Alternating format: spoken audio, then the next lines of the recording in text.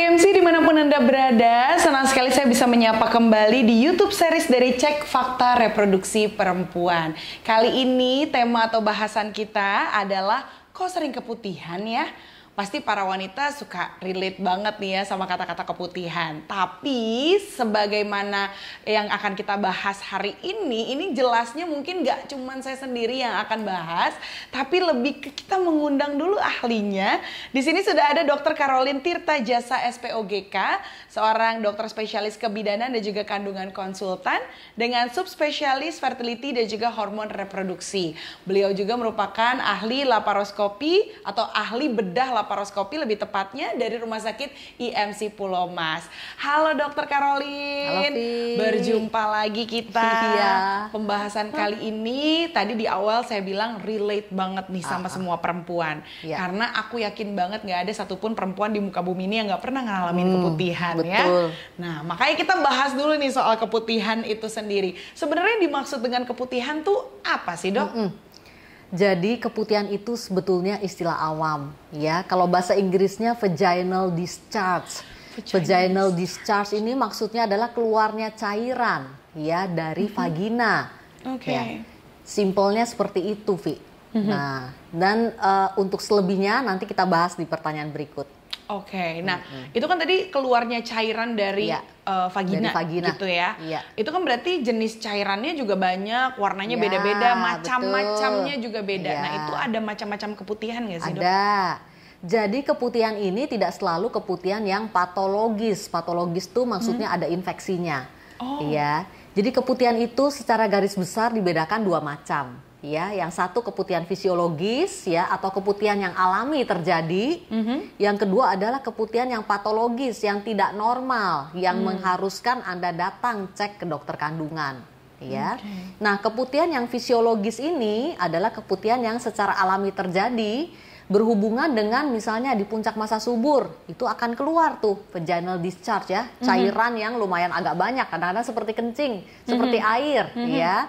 Tetapi bening saja, tidak gatal dan tidak berbau. Ya, jadi itu oke saja, tidak perlu datang ke dokter kandungan sebetulnya, ya. Nah, ada keputihan yang patologis. Patologis ini adalah keputihan yang harus datang ke dokter kandungan karena biasanya sudah ada campur infeksi. Nah, biasanya keputihannya itu gatal, ya, atau berbau, ya, atau warnanya sudah tidak bening lagi. Bisa putih seperti kepala susu, bisa kuning, bisa hijau, ya. Nah, kalau keputihan Anda seperti itu, segera datang ke dokter kandungan untuk diobati. Oke, jadi sampai keputihan tuh ada yang warnanya kuning dan hijau ya dok? Betul. Padahal namanya keputihan loh, harusnya Iya. putih ya dok? Nah, makanya istilah keputihan itu tadi sekali lagi adalah keluarnya cairan dari vagina. Jadi cairan itu ya bisa macam-macam dong warnanya. Tergantung dari jenis keputihan yang terjadi. Wah, ini sebagai orang awam baru tahu nih ternyata keputihan itu banyak banget jenisnya, macamnya, sampai ke warnanya juga ya dok ya, Betul. yang menentukan itu sebenarnya yang include infeksi atau enggak gitu ya. Nah, kalau misalnya ada yang keputihannya suka ditahan lama gitu ya dok ya, nggak diobat-obatin, nggak ke dokter juga, ada dampak jangka panjangnya nggak sih dok? Iya. Jadi kalau Anda mengalami keputihan yang patologis tadi, kenapa mesti segera datang ke dokter kandungan? Karena infeksi itu bisa merambat tuh. Jadi keputihan yang patologis berarti sudah ada infeksi di area mulut rahim atau vagina, ya. Dan pada perempuan khas banget terjadi ascending infection. Ascending infection itu infeksinya naik, ya. Kuman yang tadinya di vagina sama mulut rahim naik ke atas ke dalam rahim. Ya, jadinya infeksinya di dalam rahim. Dari dalam rahim bisa masuk ke saluran telur. Infeksi di saluran telur yang kita sebut salpingitis. Nah, itu bahayanya terutama bagi yang belum punya anak, belum pernah hamil. Karena kalau saluran telur terkena infeksi, ujung-ujungnya mampet dia, rapet, tersumbat. Ya, kalau saluran telur sudah tersumbat, ini kan tempat bertemunya sel sperma dengan sel telur. Betul. Iya, kalau saluran telur dua-duanya tersumbat, ya nggak bisa lagi dong pembuahan alami. Maksudnya hamil secara alami, bahkan inseminasi sudah tidak bisa lagi. Ya harus bayi tabung. Ya, satu-satunya cara hamil untuk orang yang saluran telurnya dua-duanya tersumbat. Ya, dan kalau itu berlanjut, misalnya nggak diobati juga, ya si infeksi itu akan spill keluar dari saluran telur masuk ke area rongga panggul.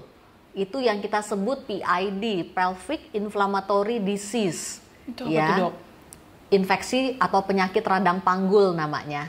Ya, itu biasanya sering mengalami nyeri yang kronik menahun, ya, area di perut bawah sini. Bisa di kiri, bisa di kanan, tergantung infeksinya terjadinya di mana. Iya. Ya.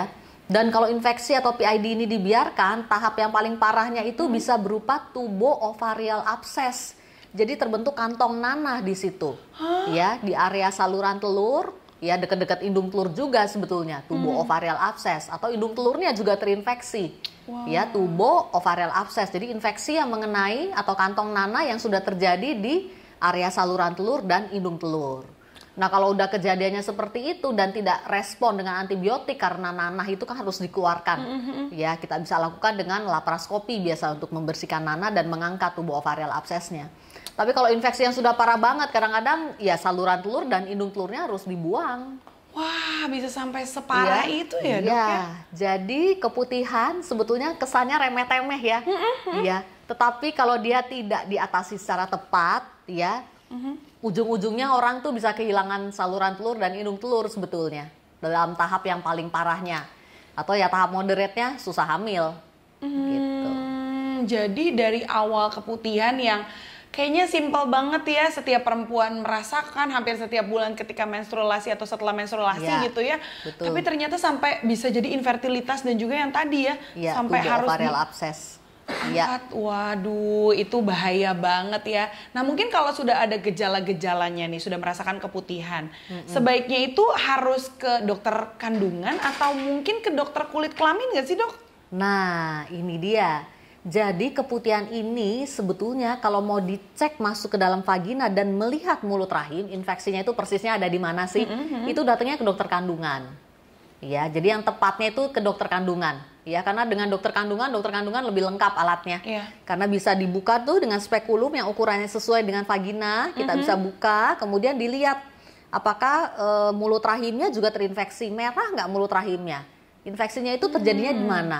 Dan kita bisa lakukan vaginal toilet namanya. Vaginal toilet itu proses cuci vagina. Ya, jadi area mulut rahim dan vagina itu dibersihkan, dicuci. Dibersihkan dari keputihan dan infeksinya. Sehingga pengobatannya lebih efektif setelah vagina dan mulut rahim dicuci atau dibersihkan tadi. Obat lebih gampang kerjanya. Gitu. Oke, wow. Ini macam mobil dicuci steam ya, Dok ya. Vagina ternyata bisa dibersihkan juga loh, betul. tapi tentunya dengan dokter ahli. Makanya lebih baik kalau ada masalah dengan keputihan berarti ke dokter kandungan ya, Dok ya? Iya, betul. Oke, bukan ke dokter kulit kelamin. Oke, noted, Dok. Nah, kalau misalnya sekarang ngomongin ibu yang hamil gitu, perempuan hamil. Saya sendiri waktu hamil ini jadi lebih sering keputihan daripada sebelum hamil. Nah, itu normal atau enggak tuh? Iya. Nah, pertanyaannya ada nggak sih pengaruhnya keputihan pada ibu hamil? Nah, ada nggak tuh dampaknya? Jadi kenapa ibu-ibu hamil itu sering keputihan? Itu dulu ya pertanyaannya, Vi ya. Karena dalam kondisi hamil, hormon-hormon itu sangat tinggi, ya. Suasana di seputar vagina itu cenderung lebih moist, lebih lembab dia. Karena sekret vagina juga lebih banyak akibat pengaruh hormon kehamilan. Ya, karena suasananya lebih lembab, lebih moist, banyak cairan, karena itu mudah terinfeksi. Kalau misalnya si ibunya ini agak kurang lah menjaga kebersihan gitu ya. Jadi itu pentingnya ibu-ibu hamil menjaga kebersihan vagina. Bisa cek reel saya nanti itu tentang bagaimana cara menjaga kebersihan vagina.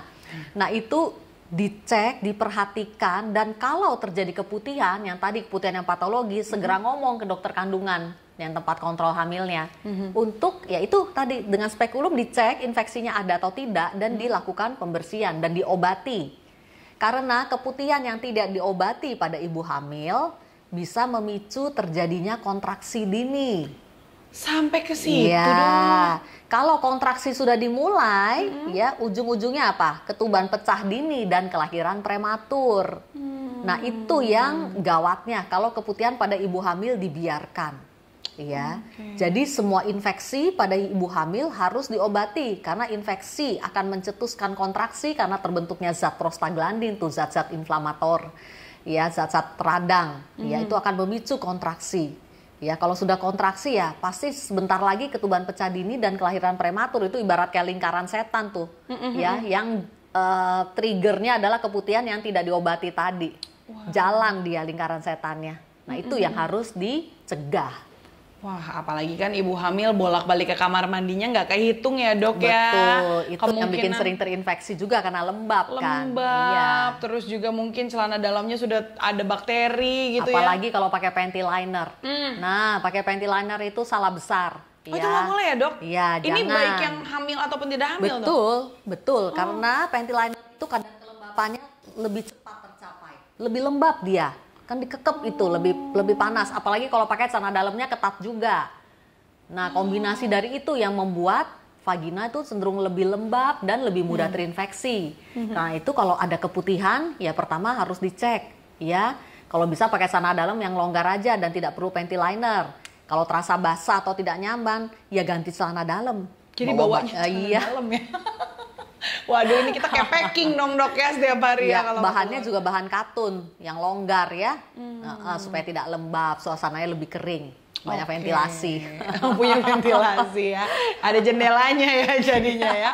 Oke, jadi seperti itu ya dok. Tapi kan ini tahapannya tadi kita sudah membahas yang belum hamil, yang hamil. Nah, setelah hamil biasanya pakai KB tuh dok. Ya. KB spiral itu katanya lebih sering keputihan ya dok? Ya, betul. Karena apa? Karena spiral itu bekerja dengan menciptakan suasana radang sebetulnya di dinding dalam rahim.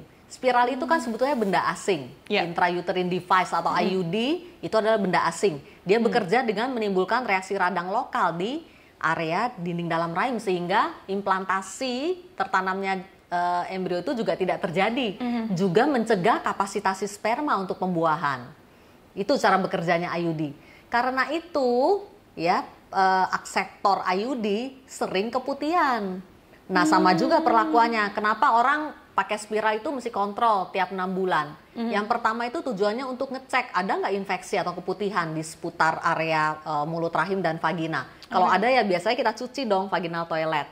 Yang kedua cek posisi spiralnya. Ya karena posisi spiral juga bisa berubah. Dia melorot misalnya atau keluar dari rahim misalnya.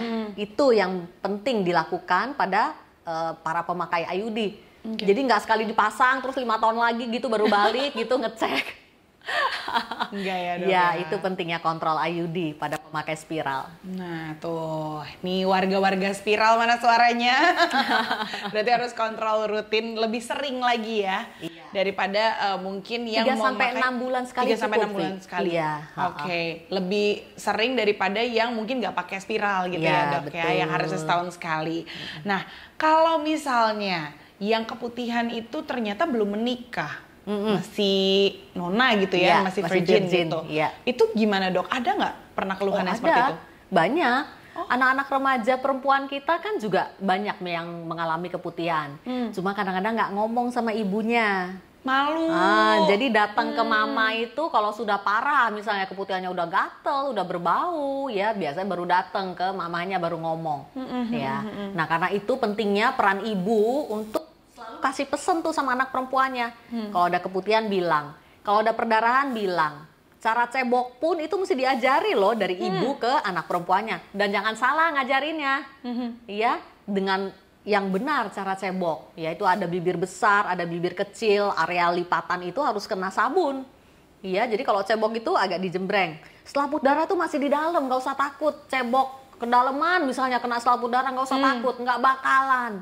Iya, kecuali dimasuk-masukin alat ke vagina ya jangan. Iya, jadi cebok dan dibersihkan juga dengan air yang bersih dan dikeringkan, itu pentingnya. Itu pentingnya harus tetap kering. Jadi nggak cebok cuma pakai tisu basah atau tisu kering misalnya tanpa air misalnya, bukan itu cara cebok yang baik.